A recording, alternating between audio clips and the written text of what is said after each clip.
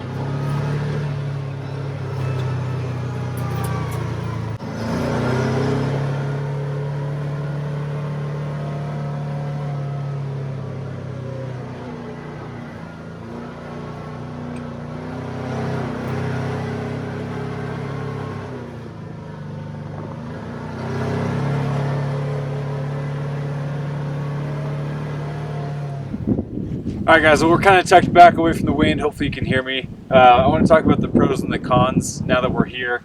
We'll start off with the pros, and the first one I think is the suspension. The suspension on the S model is amazing. I mean, it's no like razor or anything like that. It doesn't have 20 inches of travel. It only has half of that. But what it does have is awesome. It comes factory with the arched A-arms, and then it comes with these Fox coilovers front and rear. You get 10.7 inches of travel in the front, 10 flat in the back, and the piggybacks have a knob you can adjust on to adjust the stiffness and the comfort, and it's awesome. The suspension on this thing is amazing. You can go real quick and you really won't feel anything. And then going through all this rocky area up here, have it on the soft mode, and it's super plushy and super comfortable.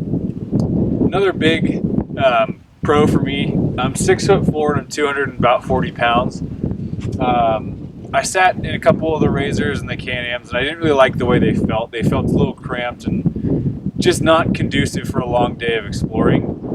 The Teryx is amazing. The seats that come with it are so comfortable. It's just like a regular car seat. Not as much support on the sides for when you're going fast, and they don't come factory with the harnesses, but things you can change and add later. Also, there's tons of headroom. Even with wearing a helmet, I have plenty of room above my head before I hit the roof. So I've got plenty of room there. And then even the driver's compartment and the back seats, there's plenty of leg room. I'm 6'4", and I can sit in here super comfortably. Yes. But my knees, I've got plenty of room between my knees hitting the seat in front of me. I've had my brother's 6 foot, I think, a little over 6 foot.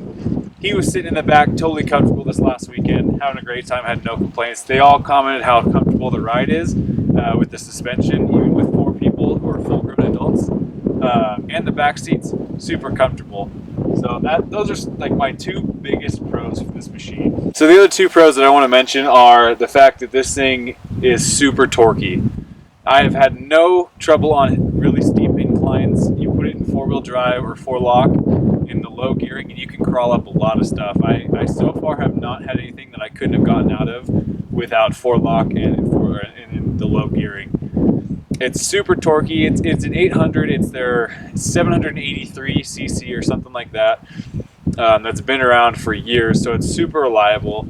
And it also comes with a 3-year warranty factory. You don't have to pay extra for it. When I was purchasing mine, the dealer told me that you get 3 years standard. Anybody who buys whatever gets 3 years standard, and then you can actually go and buy an additional 3 years if you really want to. But he said that they're so reliable, they don't really ever come back. Not any blown belts, any problems like that. If you read some forums, of course, there are people who are still having issues, but realistically, these are going to break a lot less than the Razor and the Can-Ams from all the research that I've done. So super happy with the warranty, super happy with the reliability, and just overall it's a great machine. There's a lot of other little nuances that I really like about it, but if I went through all those, it would be a huge long video, so we won't go there. So for cons, there's a couple things that I'm not a huge fan of. The biggest thing for me that I don't like about it is that it's an 800. I really wish that Kawasaki would put a 1000 engine in here. It would have been way more fun. But I get it. I'd rather have the reliability over the speed. This does top out at 50. There's a factory limiter. You can go and do an ECU flash and get it up to 65. But then you're worried about breaking belts and axles and stuff like that. So for now, I'm going to keep it at the 50. So far, I haven't had any issues where that's been not enough speed for me. I mean, I'm new to driving Kawasaki's, but not new to driving off-road. And the trails that we have around here that we're on, that's plenty for us. It's more of the torque that I was looking after anyway. Another con that I have is the roll cage.